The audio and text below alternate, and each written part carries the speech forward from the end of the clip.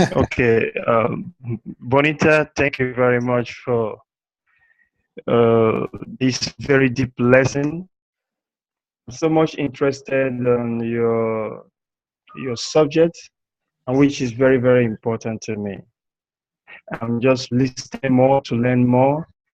But what I can say, from my opinion, from my observation here in Africa and here in Ivory Coast, uh, there's a problem of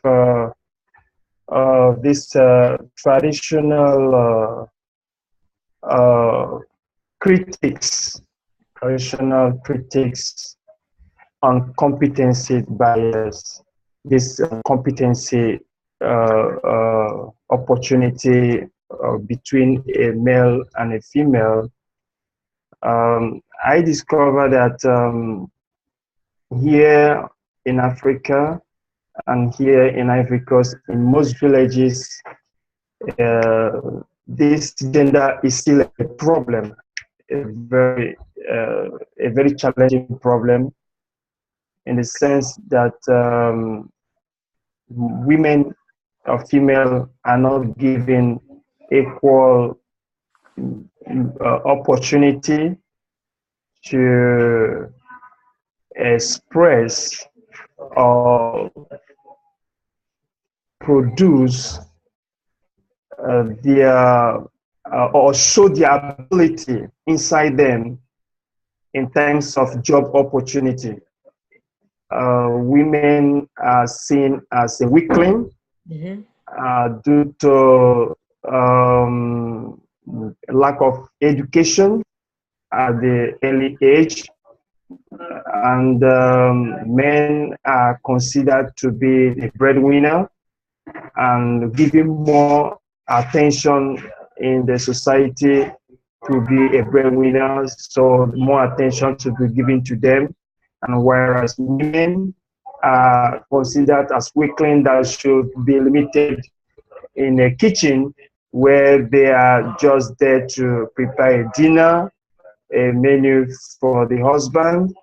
So it's a very challenging situation. Even today, the modern society whereby education is trying to break this stigmatization by giving women voices in the society, and by the effort of NGOs like your initiative, there's still a lot has to do. That is why your lesson is very important. So I think that a lot has to be done in terms of legislation in order to create a law in different constitutions that will help women to have this equal opportunity with men in terms of job opportunities, than seeing women as weaker elements. Because I have seen women that are directors of organizations and head of states that occupying a very important responsibility in society, and they are very efficient and very effective, and I'm proud of them. So I think this gender situation has to do with a lot of education from the grassroots. From grassroots, that is where we need to work to correct this inequality in gender, so that equal education opportunity should be given and equal job opportunity should be given to men and women to compete. Who has the capacity to occupy the office to furnish what is required for the function of a corporate office or business should be given the opportunity to exercise their expertise, not to be stigmatized because the other is a female and the other is a male. So I think that your lesson is very important, which I will take my time to study more, and I'm soliciting that this handout should be as Coppersmith just requested, so that we can have it with us in our website, myself, I will print it and be able to translate it in French and be able to use it as a material, as a tool in my struggle to create gender equality here in my actions. Thank you, Ofu. Wow, thank you. Well, thank you. You know, I'm thinking, Benita, about what it took for women to achieve whatever measure of equality women have today in this country, you know, and the political struggles. That may be something you might want to comment on later. So Usman, welcome back.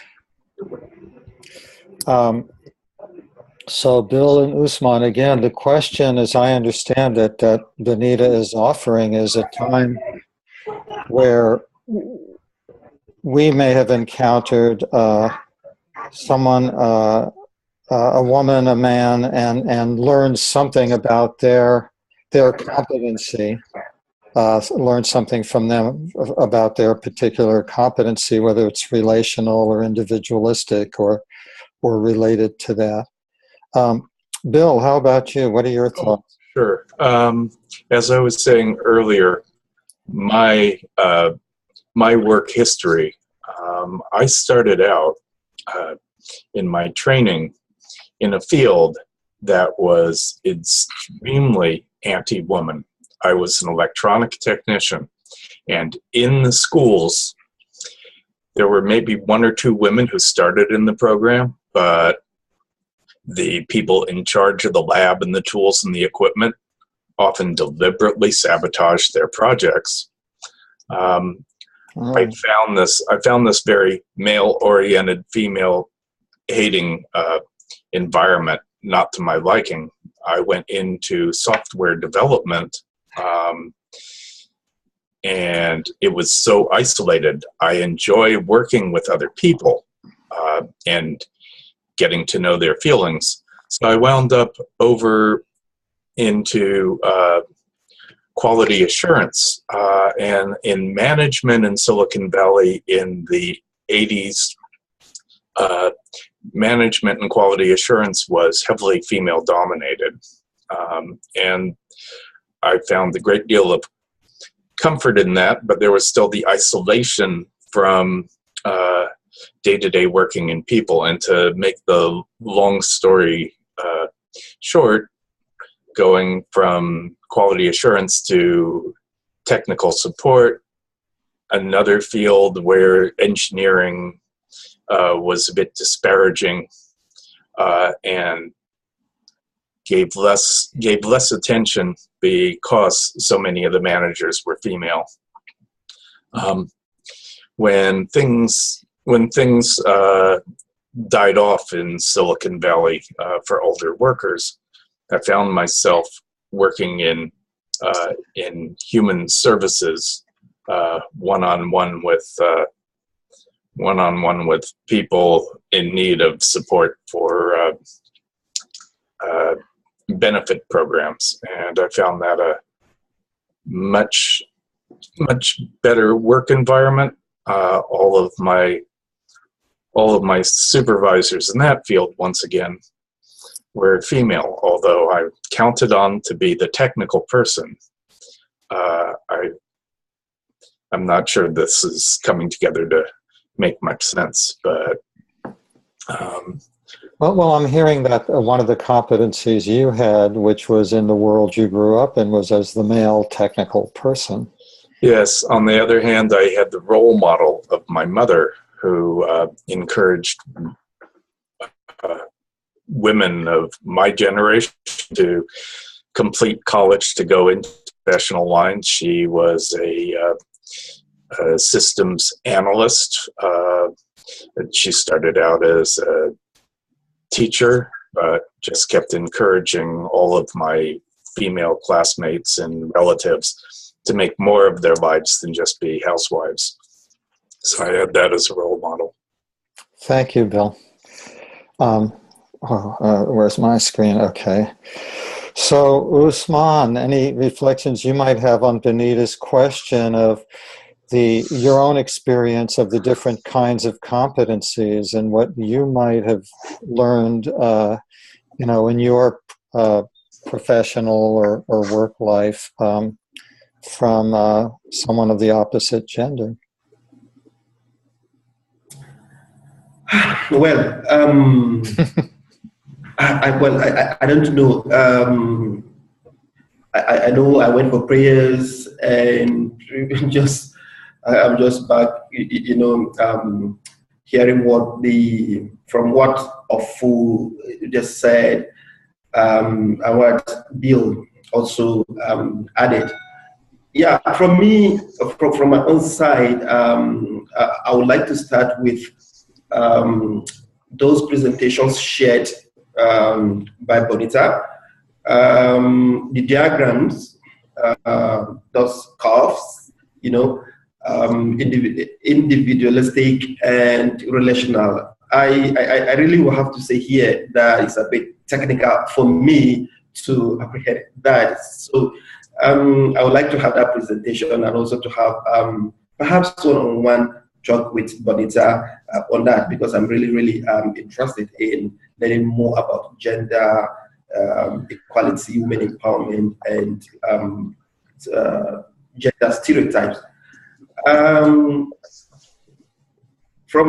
From experience, from little work I've been doing here in northern Nigeria, where women are not always given the opportunity to voice their minds out, to also participate in decision making.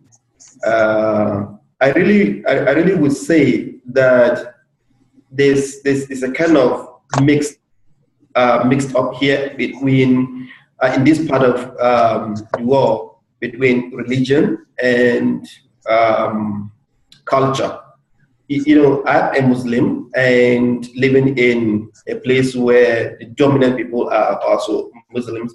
And when you look at what the Prophet Muhammad says about knowledge, what he said was actually that you who believe, seek knowledge, even if you have to go to the farthest part of the world to seek for knowledge, you have to do that. So you see here, he did not mention men or women. He said, you who believe. So from there, from my own understanding, this kind of equality message that is given for both men and women to go to seek knowledge. However, in this part of the world, the reverse is the case, where women are always seen as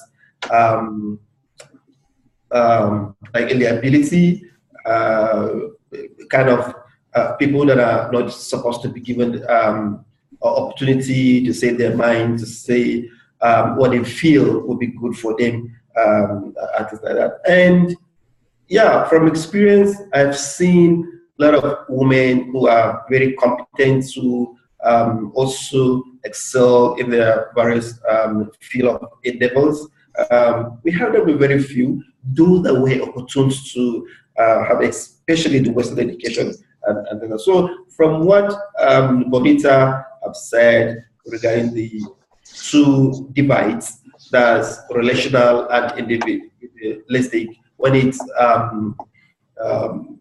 when we talk of competencies, I think this is something that is natural. Like the saying goes, what a man can do, a woman can also do better. But the bottom line here is the perception, the knowledge and the understanding of our people here in northern part of Nigeria, that women are not supposed to be given equal opportunity, equal rights, like with the like their counterparts, like the other men, and even between boys and girls.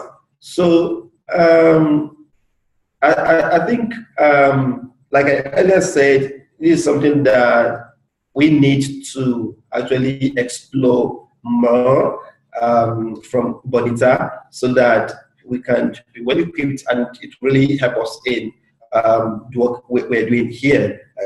Actually, in my field, you know, right from the one go, I started working with women, children, you know, pregnant mothers, under 5 children. That's where I see a lot of things that are coming from the platform of the divide of being a woman or a man, a boy or a girl, which seriously has. All right, thank you. No, thank you, Usman. Yeah. Thank you. Yeah, thank you for those reflections.